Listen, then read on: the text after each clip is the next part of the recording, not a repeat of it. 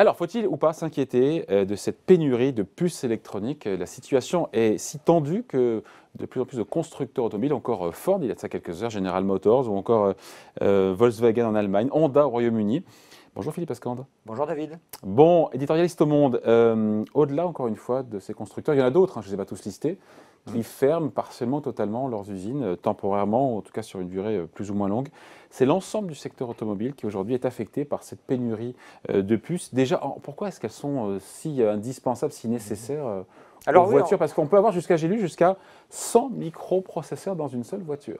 Oui, on découvre aujourd'hui que la voiture est dépendante de l'électronique. Pourtant, quand on conduit sa voiture et qu'on tombe en panne, on s'aperçoit que la plupart du temps maintenant, c'est un problème logiciel ou un problème électronique. L'électronique a envahi l'automobile pour le pilotage, bien sûr, pour tout ce qu'on appelle le loisir, l'entertainment à l'intérieur de l'automobile, mais c'est qu'un début, puisque la voiture électrique, ça sera une voiture qui sera largement informatisée et donc à base d'électronique. Aujourd'hui, c'est à peu près 15% du prix d'une voiture, l'électronique. Il faut considérer que dans une voiture standard de classe moyenne aujourd'hui, il y a plus d'électronique qu'il y a dans les premiers Airbus il y a 10 ans. Donc effectivement, c'est de plus en plus indispensable et ça le sera encore plus chez Tesla, par exemple. L'ensemble informatique et électronique, c'est quasiment la moitié de la valeur de la voiture. Bon, et donc sans puces, sans composants électroniques, les constructeurs sont un petit peu en panne. Les productions un peu partout dans le monde, encore une fois, sont perturbées. Donc aujourd'hui, il y a moins de voitures qui sont produites. On a des chiffres là-dessus? Oui, alors ce matin, enfin hier soir, Ford, en parlant de ses résultats du trimestre, a indiqué qu'il pourrait perdre entre 1 et 2,5 milliards de dollars du fait c'est pas une broutille, de cette paix. C'est pas une broutille. D'ailleurs, ils ont indiqué qu'ils avaient, sur certaines lignes, notamment leur voiture vedette qui s'appelle le F-150. Alors on ne connaît pas ici, mais c'est la voiture la plus vendue aux États-Unis. Voilà. Ça fait 40 ans que c'est la voiture la plus vendue aux États-Unis. C'est un énorme pick-up qui plaît à tout le monde. Eh bien, ils ont dû réduire ils tournaient en 3-8, vous savez, en 3 équipes. Ils sont passés à 2 équipes, puis à une équipe. C'est-à-dire qu'ils ont réduit d'un tiers, puis des 2 tiers, la production dans leurs usines parce qu'ils n'avaient plus les puces qui sont parfois spécialisées dans cette voiture pour ce modèle. Et donc, ils ne peuvent pas prendre ailleurs. Et donc, ils ont dû ralentir. Et c'est exactement ce que font aussi les Japonais aux États-Unis, les Allemands en Allemagne, Volkswagen, Audi, Daimler, sur leurs automobiles.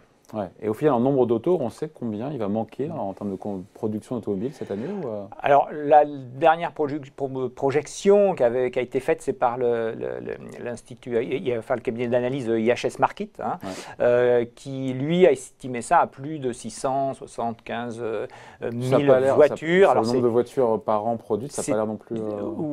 ça fait quand même un beau paquet d'automobiles et surtout, c'est effectivement sur une période qui sera assez réduite, parce qu'on espère quand même que cette pénurie sera momentanée.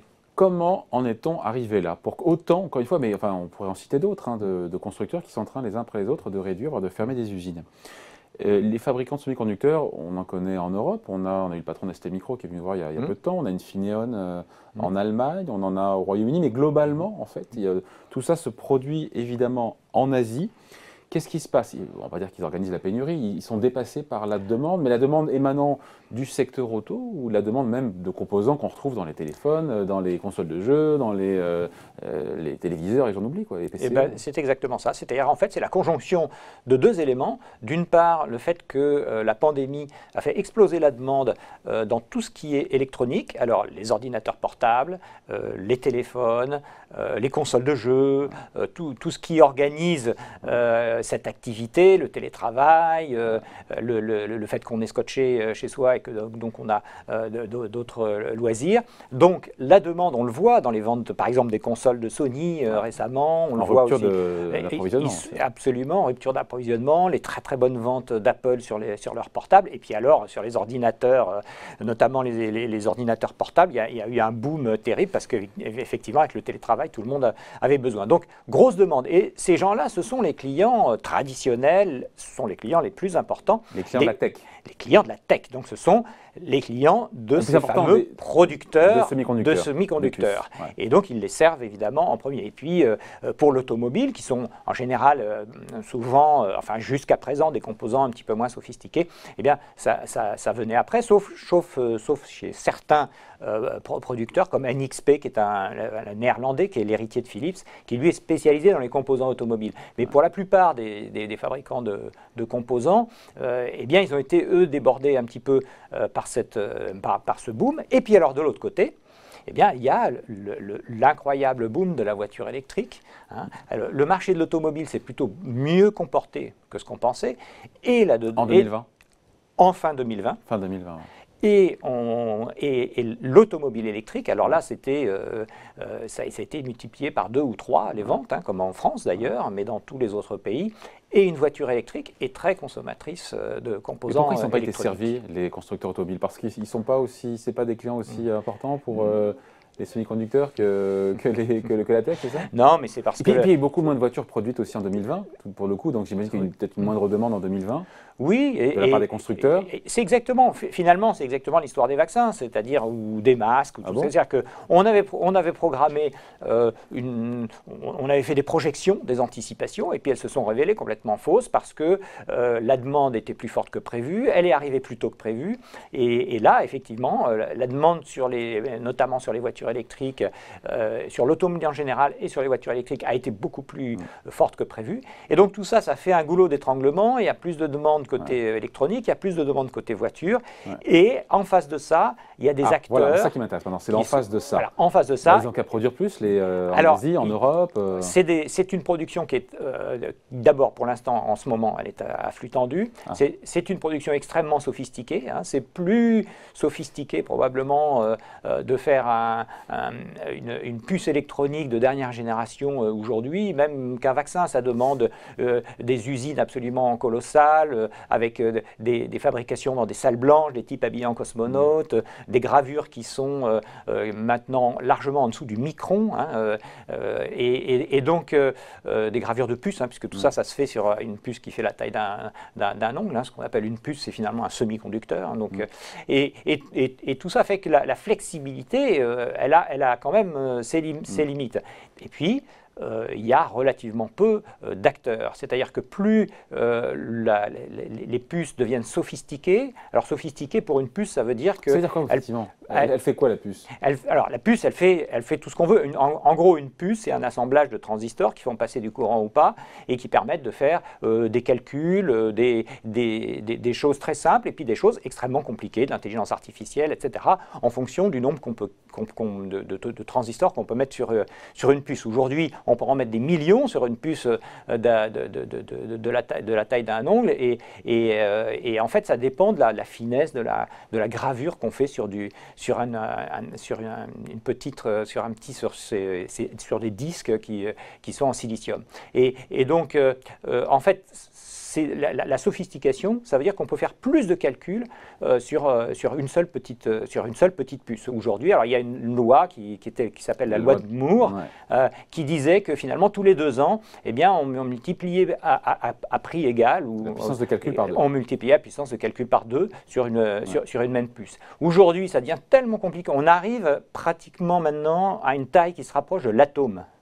Donc on est dans des choses qui sont hallucinantes de sophistication et de moins en moins d'entreprises maîtrisent cette sophistication. Il y a un duopole, il y a un oligopole là-dessus? Alors, si on prend... Alors, les puces, c'est un monde très très large. Il y a il y en a qui font de la mémoire, il y en a qui sont des capteurs, il y en a qui... Donc ils ont des tâches extrêmement diverses.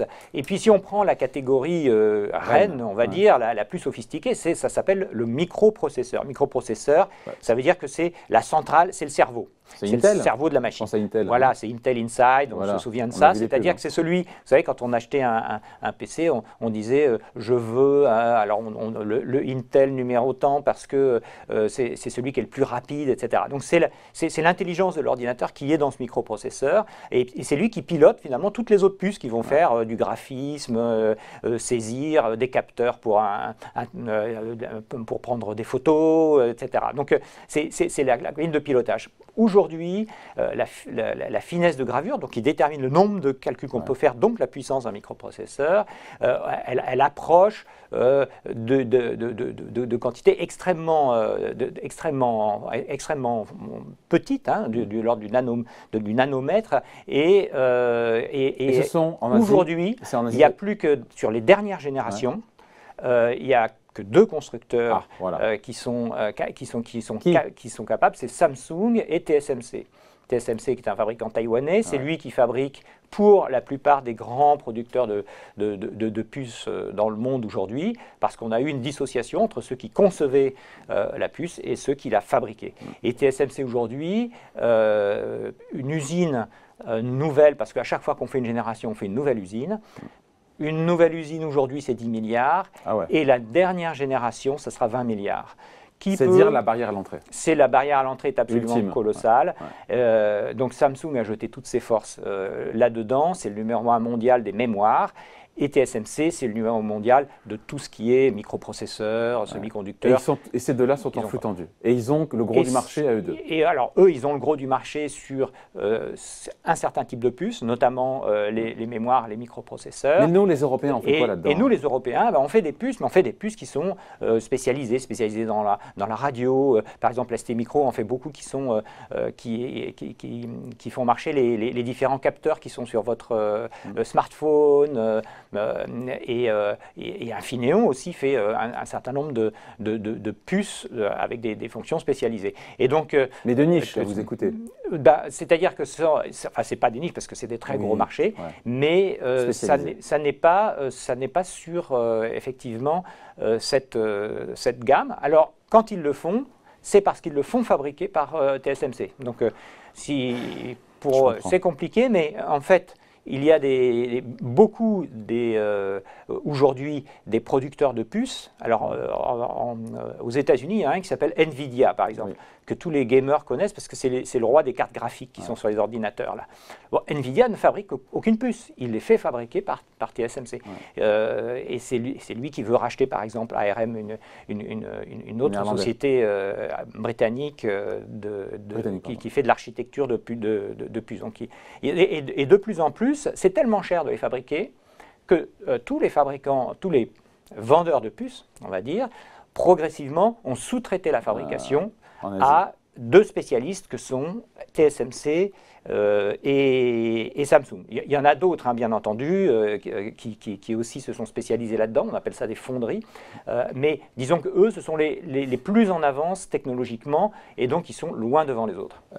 Juste, il n'y a pas de la géopolitique aussi autour de ça? Parce qu'on sait qu'il y a eu cette guerre commerciale. Je sais que Donald Trump, il n'y a pas un lien entre TSMC et l'administration Trump qui a interdit? Ben si, énorme. Le lien est très important parce que dans sa guerre commerciale technologique, pour éviter que la Chine prenne le leadership technologique dans les 10 prochaines années, eh bien, l'administration Trump a prononcé une forme d'embargo sur les exportations de composants électroniques sophistiqués vers la Chine et donc sur les puces.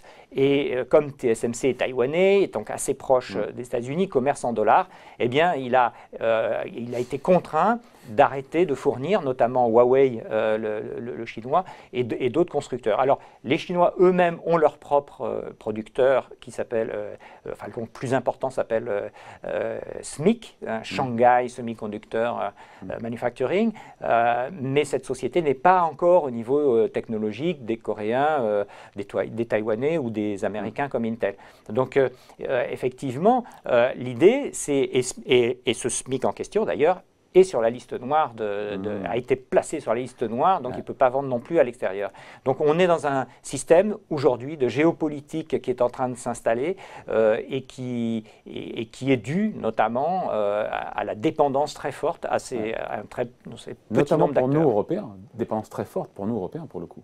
Alors nous Européens, effectivement, entre l'Asie, si on prend ce bloc-là, mais même la Chine, la Corée, Taïwan ou le Japon, et les États-Unis où les grandes entreprises, même si elles font fabriquer en Asie, mais ils ont quand même des très très grandes entreprises, comme Nvidia, Intel par exemple, qui est quand même le numéro 1 mondial, donc ils sont extrêmement puissants. L'Europe est un petit joueur, ils sont sur des niches, ils fabriquent des machines par exemple de fabrication. Ils ont quelques acteurs dont on a parlé, mais qui restent des poids moyens.